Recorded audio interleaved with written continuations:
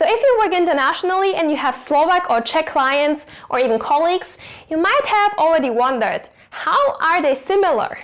It used to be one country not that long time ago. So today I'm going to be talking the difference between Slovakia and Czech Republic. Coming up.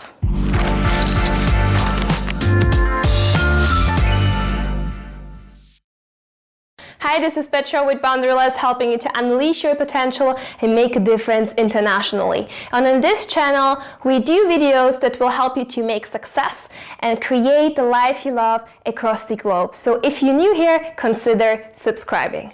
So I'm on a business trip in Prague. Hello Prague, good to see you again. I just arrived at the hotel and I'm very excited because I'm in my second home country. I originally come from Slovakia, but I have a family in Czechia too.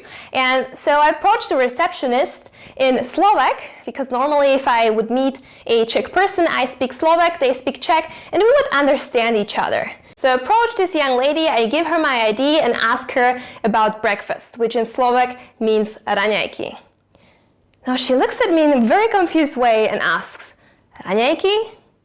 I was just about to repeat the question again when it hit me. She didn't understand. There is another word in Czech for breakfast. But I couldn't come up with the word in the situation, so I would just say it and repeat it in English. And she would get it immediately and respond in English too.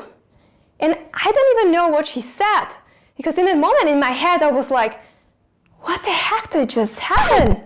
So my dear Czech friends, if you're watching this, just stop translating the Slovak movies into Czech. I think it's a great thing to grow up with two languages, and let's be honest here, it is a weird thing if Slovaks speak Czech.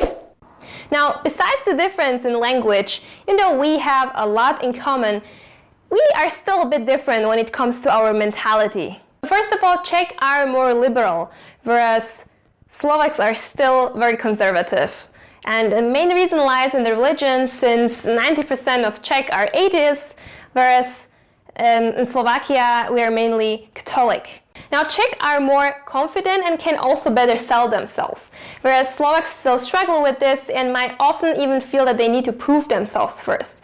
And the reason lies in the history, because when you look at Czechia, they had their own kingdoms and they are more established as a nation, whereas Slovakia has always been a part of other nations. So we are a very young country, it's been only 24 years, and we are still building our identity and our self-confidence. Now on the other hand, for the same reason, Slovak tend to be more open when it comes to new ideas, whereas the Czech are a bit more skeptical. So for instance, if you are trying to introduce some changes in a Czech company, it just might take you more time and effort. The last point is that the Czech are culturally more close to the Germans, whereas the Slovaks to other Slavic nations. So Czech are more task-oriented, a bit more organized and better planners, whereas the Slovaks are more spontaneous, emotional, and very relationship-oriented.